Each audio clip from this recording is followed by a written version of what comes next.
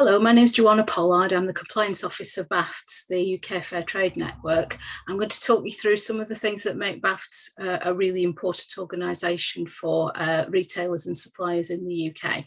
So, first of all, we need to define what fair trade is. Now, fair trade is a way of doing business that prioritises the interests of economically disadvantaged producers. Now, that could be people in the global south. Traditionally, it has been people in low-income countries across the global south.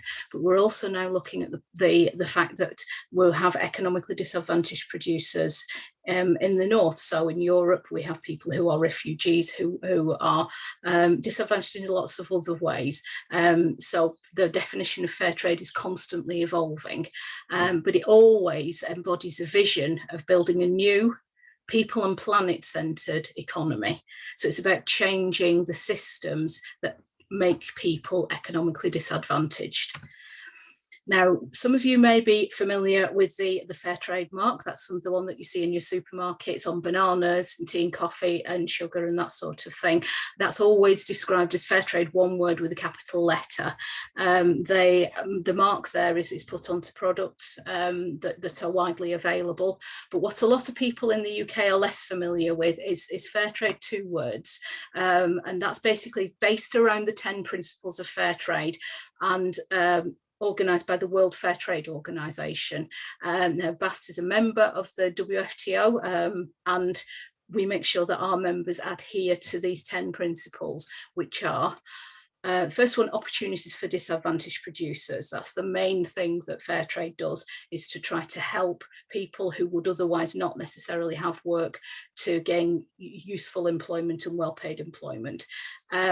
It's about transparency and accountability.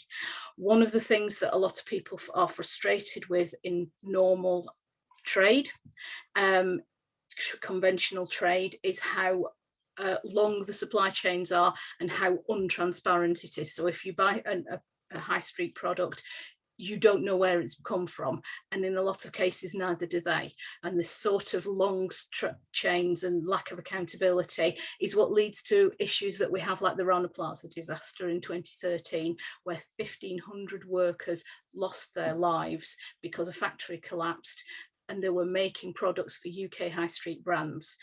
That happened because those brands had no idea where their products were coming from, and neither did their customers.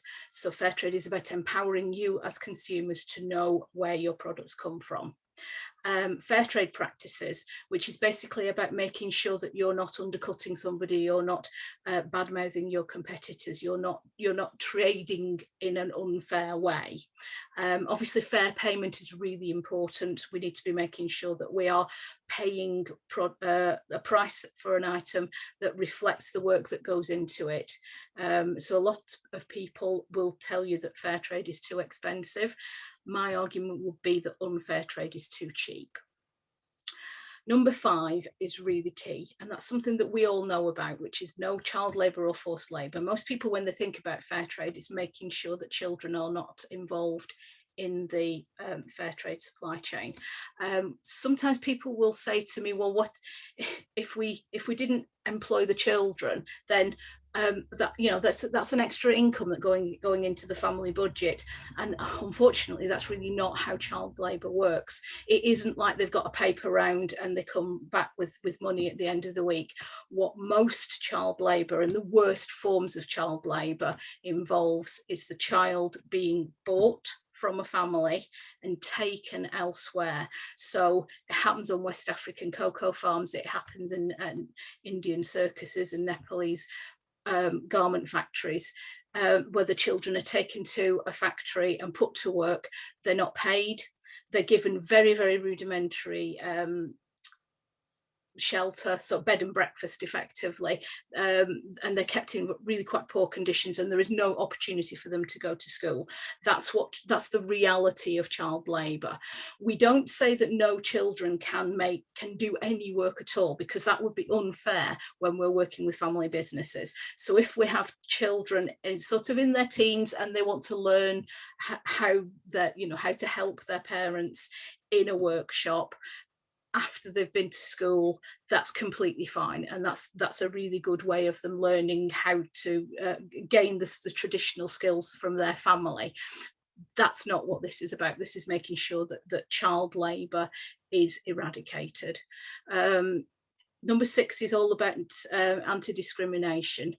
Also gender equity and freedom of association. So it's to do with joining unions, and it's about basically empowering the workers to feel like they have a voice within their organisations, making sure that we aren't turning around and saying because you are a particular religion or a particular caste or have a particular skin colour or a particular gender identity or a particular, you know, if you are a woman, you can't do this job.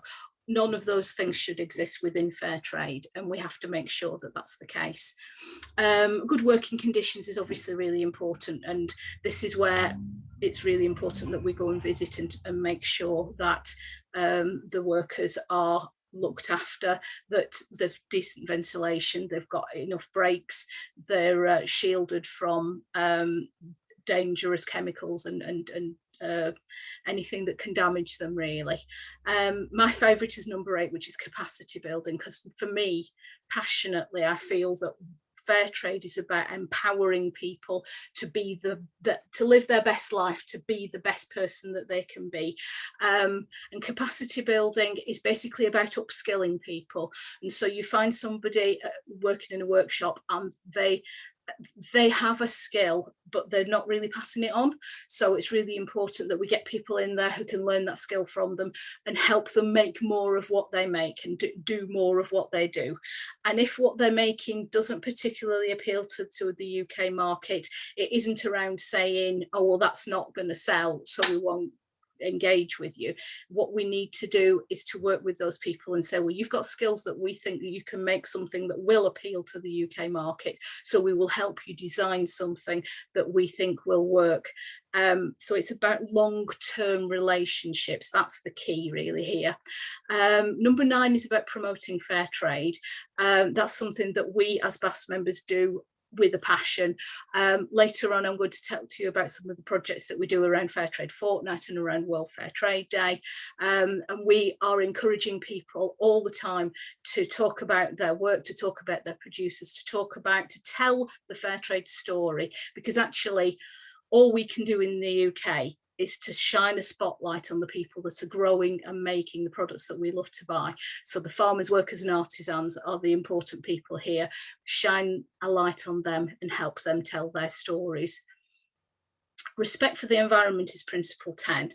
Now, that doesn't mean it's the least important.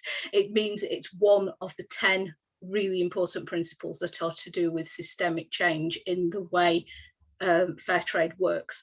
So climate change is becoming a huge issue for all the farmers and workers and artisans around the global south. These are the people who have done the least to cause the problem, and they are the first people to see the devastation of floods and droughts and hurricanes and all of the things that happen because of climate change. But it's also about chemicals. It's about being able to use vegetable dyes instead of damaging dyes, being able to look after watercourses, to look after the land that they grow on, and doing slow and recycling and all of these things. These have all been part of the fair trade system for such a long time. They are instinctive to fair trade organisations, and it's really important that we take on board the fact that we are part of people, and planet are really important to us, and that's where we are. So in short, fair trade, one word, it's about a commodity. So it's about growing a banana in a fair trade way, growing a cocoa bush, a coffee bush in a fair trade way. Fair trade, 2 words, that's about the company, it's about the organisation, it's much more holistic. So it's about looking at the entire organisation and saying, do they adhere to these 10 principles? So it doesn't matter what they make, who they are. There's a WFTO member in Kenya, which is, they're called Digital Lions, and they are the first fair trade services company, because we can see that you can apply these 10 principles to any aspect of your business, and in fact any aspect of your life, and that makes you somebody who is doing fair trade. So how does BAFTS fit into this? So BAFTS is a fair trade network member of WFTO. We're a member of the World Fair Trade Organization. There are 2 network members in the UK, one of which is the Scottish Fair Trade Forum, who we work with very closely, and we are the second member. So we're the only UK-wide network member. And our members are wholesale and retail suppliers of fairly traded products. So we have a network of fair trade shops that we all work together. So we buy from our suppliers, and we know that if one of our suppliers is a member of BAFTS, we know they've been through the system, and we understand that they've considered themselves to be part of our community and our family.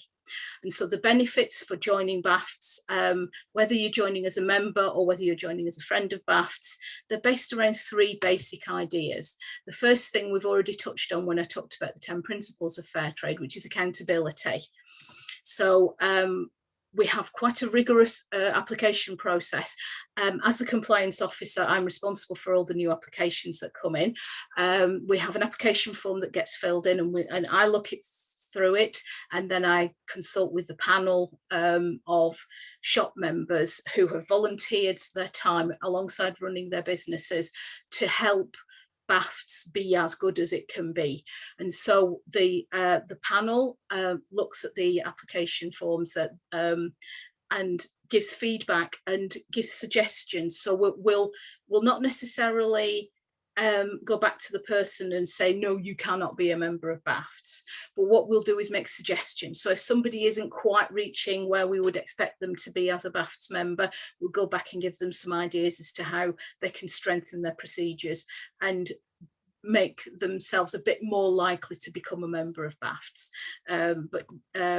We, in the same regard, once somebody has become a member of BAFTS, then they have to complete a renewal form every 2 years.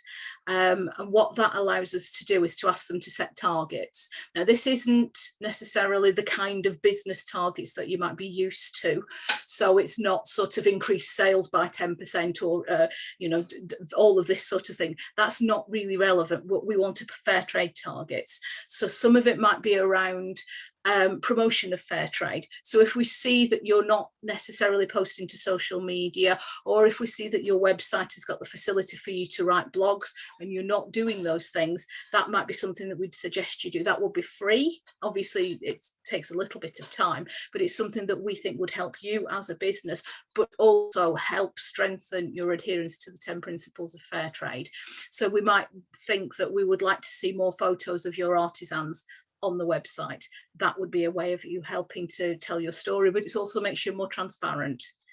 And all of our membership has to demonstrate a commitment to fair trade. So we ask you on your renewal form to explain how you are helping your suppliers and yourselves, how you are adhering to the 10 principles of fair trade. And we will again give you suggestions as to how you can strengthen that if you want to, but we will also help you tell your stories. So if you tell us a great story on a renewal form, we're probably going to contact you and we'll want to put it in one of our newsletters and help spread the word and tell that story, which brings us on to the second pillar, which is community. Now, BAFTS is a wonderful community. I've been a part of it since 2006. I joined as a member, and I just love being part of the whenever we get together, I come away feeling invigorated and inspired by all of the amazing people, some of whom have been doing this for 40 years. They fill me with so much joy and inspiration. It's wonderful. But equally, it's not just about the inspiring stuff, it's about practical stuff. You quite often find as an independent retailer that you don't meet people that do the same thing as you, and particularly fair trade retailers, we have a different focus. So what we want isn't necessarily to massively increase our profits. What we want is to increase our turnover. We want to sell more things so that we can buy more things so we can help more people. That's what fair trade is all about. And so targeted training and business advice is something that BAFTS, we can use our networks to help you with that. The peer networking, last year when the pandemic hit, we started a series of Zoom calls, and it's basically like a drop-in centre. Every Friday afternoon we would come together, and we learned so much from each other, because somebody would have had an idea and researched it, and they would bring it to the group, and we would really support each other, and we would, you know, we all managed to get through the pandemic. Those of us that did, luckily most of us did, we got through because we supported each other. And I think that community, that sense of networking and support from the community is so important. But equally, because there's quite a lot of us, but we're all very small, we can harness the power of the cloud, and we can all come together and pull together collective marketing and promotional opportunities. Now, I, as a small business holder, I had a logo that I really disliked, and I couldn't really afford to get somebody to change it for me. So I took advantage of one of the opportunities that BAFTS offered me, which was a partnership with Portsmouth University's graphics design students, who had to do a real-time, real-life project. So they offered their services to BAFTS members for free. So I got my logo redesigned. Now, I worked out that I probably managed to save the equivalent of 10 years worth of BAFTS subscriptions just by taking part in that one project that was offered to me. So it was 100% well worth it. I've got a beautiful new logo, and I know that the student that designed it for me will have done really well in her course. And all that I got purely because I was a member of BAFTS and I had the contact and the knowledge to do it. So the online training that we offered towards the end of 2020, we had a series of dedicated training courses and talks from people in around fair trade. So Erinch, who's the CEO of the WFTO, he came along and spoke to us. Stefan from the Fair Trade Foundation's campaigns team. We had people from our members, so Lancashire, where does it come from? Treasure Seekers, Tradecraft, JTS, those are all members, and those are all people who were really happy to come along and share their knowledge and their expertise with other BAFTS members. And then we had Fair Trade legend Bruce Crowther come along and talk to us about the legacy of slavery. So lots of different things, and some of them are very practical, and some of them are a bit more esoteric, and some of them are more linked to what's going on in the wider fair trade movement. But it really feels like we can pull together lots of knowledge from lots of different places to support our members. Networking is really important. This was taken on World Fair Trade Day last year. We've done very similar things for World Fair Trade Day this year. We've also been involved in the Wave of Hope, which is something that's happened with the G7 in 2021. And we have a dedicated section of the BAFTS website where members can go in there, and we have lots and lots of resources for you to download around things like how do you promotion and you know, getting involved with different projects that we're doing. Two of our supplier members came together right at the very beginning of the pandemic, when really all anybody wanted to buy was face masks, and they decided that they were going to empower their producers to start making face masks, and we created some beautiful graphics for these the reusable masks, because it was really important. When we first started using masks, it was a bit strange, and people didn't really know how to wear them, how often you needed to change them, how to wash them, all of those things. That was an important piece of information that we needed to include. And so Lost in Samsara and Just Trade got together and worked with their producers to produce some beautiful face masks, some of the most comfortable face masks I've ever worn. And the artwork was created as a way of helping to promote the use of them and to explain how making face masks was so important to our producers, because at the end of the day, if people only want to buy face masks and your producers aren't making face masks, your producers either don't have any work or they have to pivot. One of the great things about the really short supply chains that we have within fair trade is that we can get them to pivot quite quickly. So if we, if we don't have a massive setup, it's not like turning a juggernaut around. We can literally just say, okay, fine, here is some material, make some face masks, and it can happen fairly quickly. And that's what happened with our producers, is that we managed to support huge numbers of producers around the world, where their only income was going to come from making face masks, because there was no demand for anything else that they made. Now, as retailers, we go to trade shows when we can.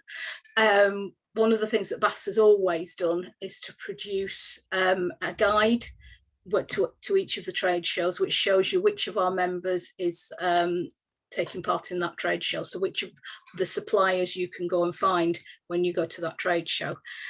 So we produce this guide, which details all of the supplier members, and then the highlighted ones are the ones that you'll find at each individual spring trade show. So in this case, it was Spring Fair 2019.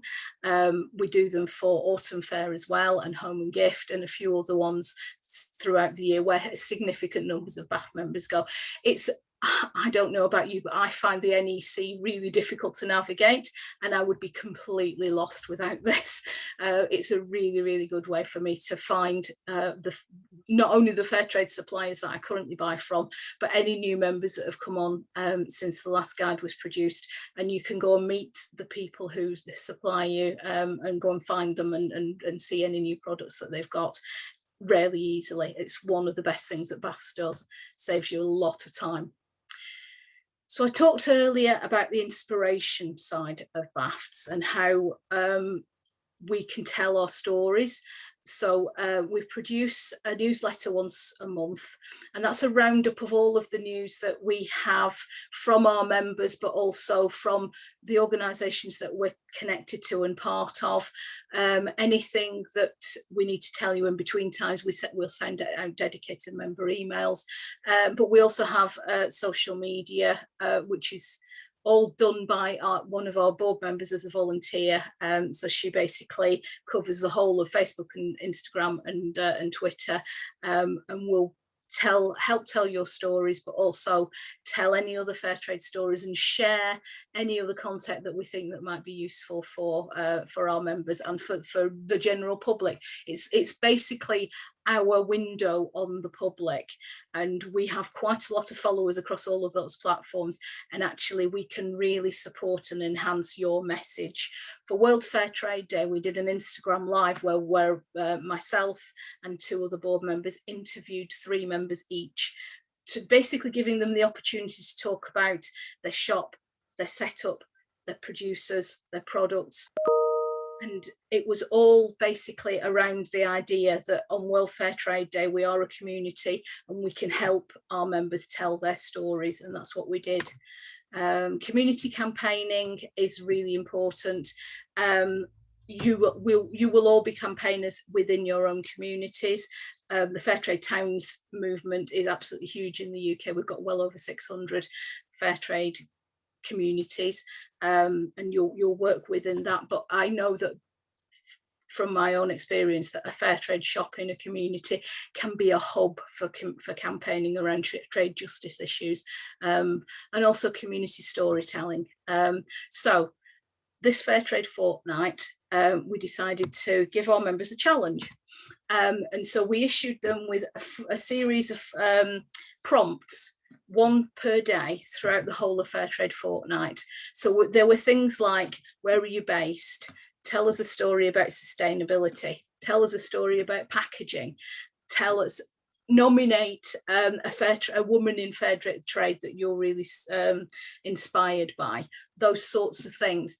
And we had a huge number of our members got involved. We didn't ask everybody to do all 14, but actually quite a significant number did, because they wanted to help and support raising awareness of Fair Trade Fortnight. One of the themes of this year's Fair Trade Fortnight, which was kind of all about climate change, was to do with choose the world you want. And we think that BAFTS members and fair trade retailers and suppliers can be part of choosing the world that we want. And so it was a really important thing for us to get involved with. Last October, well, every October is Black History Month, but last October we were contacted by one of our members in Wales, Len Sheena, who wanted us to do a project where we were uncovering the hidden history of the UK. So we asked our members to try and dig out a story from their area that was to do with a Black person and that wasn't very well told already. So we had really an amazing response to this as well. So we found everybody from in York, for example, going back to you know, pre-Roman times. There's a very, very ancient artifact that was found in York that was traced back to Africa. So you're finding that there are lots of stories, not necessarily just since the Windrush generation, although quite a lot of stories do come from that time, but from way before that. So Mary Seacole, for example, and lots of things have been going on in British history that do involve Black people that have just been completely erased. So we felt, as a fair trade organisation, it was important to empower our members to tell those stories, and we shared all those stories on our social media, but they're also still available on our website for people to find. Now, the BAFTS Conference is one of my favourite times of year. I absolutely love it. This is the time when I get most inspired, because I sit for 2 days when we can do it in person, which is really nice for us to sit all together and not only sit and listen to official presentations and talks from people, but just to interact with other people who do the same things that we do. It's so invaluable and I absolutely love it. One of the things I love about it is the fact that it moves around the country. So we've been to Scotland, we've been to Wales, we've been all, you know, York, Bristol, Leicester, lots and lots of different places all around the UK. And that means that different people can come to it. So if we were to continually have it in the same place, then it might be easiest if we just had it in London every time. And we know that people can get to London on the train, but not everybody will. And actually being able to come into somebody's community means that you can really interact with them in a more positive way. And we can bring in members of the community that aren't necessarily fair trade suppliers and retailers as well. This year's conference was online. We had a really packed programme. It was on for about 5 hours. We expected people to dip in and out, and most people did, but some actually stayed for the whole 5 hours, which was quite impressive. But that's the thing, we can do lots of different things for our members, and we really like to do our best for you. So this is the conference in Manchester a couple of years ago, and that is basically where we are with BAFTS. There's a couple of things coming up which I want to tell you about. That was this year's conference. Now, part of the project that we did with Portsmouth University, this is really exciting. We asked them to design some leaflets for us, and these are the new leaflets that will be coming out. So we'll be able to share these with our members, and it basically helps tell the story that I started with, the difference between fair trade 1 word and 2 words. So these leaflets will be available for all of our members to have in their shops. We've even got some little animated GIFs that you can share on social media. So when you're talking about one particular one of the 10 principles, we can help you with that as well. So there's 2 types of membership: retail members and supplier members. And then there's friends of BAFTS. So retail members are basically anybody that sells to the public. They buy from UK suppliers or they import direct and they sell to the public. Our supplier members are the wholesalers who sell into those shops and lots of other shops as well. So most of our supplier members don't just sell in fair trade shops. They have a great opportunity to tell their fair trade story in the conventional gift shops where they sell. Some of them also sell into things like heritage, so you find BAFTS members selling in cathedral shops, museum shops, those kinds of things. And then we also have Friends of BAFTS. Now, Friends of BAFTS comes in 2 categories. So you're either a retailer, so if you, as a retail member, we ask our members to be selling at least 60% of their products as fair trade. But we know this isn't feasible for everybody. So as a friend of BAFTS, all we ask is that you sell 3 or more fair trade products from BAFTS members, and commit to increasing that over time. But also there's a second category of BAFTS members, friends of BAFTS, which is for individuals and like fair trade towns groups, so non-trading organisations. If you're a non-trading organisation or an individual, you can be a friend of BAFTS for £20 a year. If you're a retailer and your turnover is less than 100,000 a year, then you can be a friend of BAFTS for £50.